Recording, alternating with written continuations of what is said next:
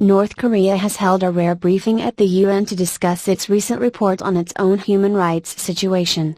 An official acknowledged the country runs labor camps to reform detainees, but dismissed criticism of its rights record as wild rumors. A UN report released in February said North Korea was committing unspeakable atrocities against its own people on a vast scale. The country is thought to hold tens of thousands of people in prison camps.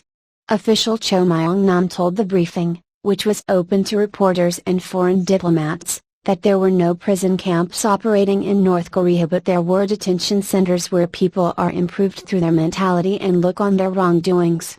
He said North Korea was a transition society and as such there might be some problems, for example in the economic and other areas. We may need to establish more houses and social facilities in order to provide people with better living conditions.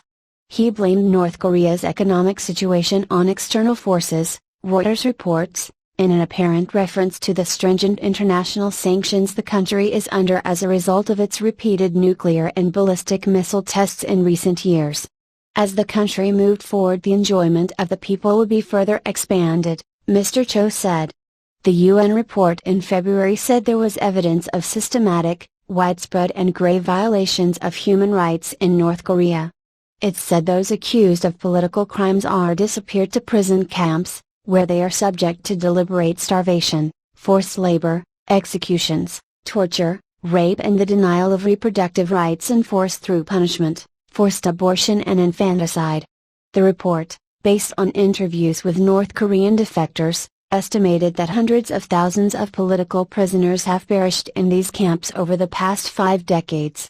North Korea's report rebutting the UN findings, first released last month, said that hostile forces are persistently peddling the human rights issue in the DPRK, North Korea, in a bid to tarnish its image and bring down the social system and ideology chosen by the Korean people.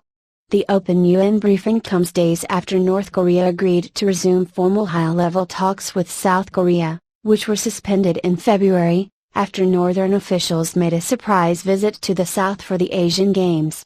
Michael Kirby, the UN's human rights monitor on North Korea and an author of the UN report, told the BBC the country appeared to be on a charm offensive. But, he added, was this because of a genuine change of attitude in North Korea or because the UN report is due to be discussed in the General Assembly? Being realistic, I don't think there has been a sudden conversion, but whatever brings about respect of human rights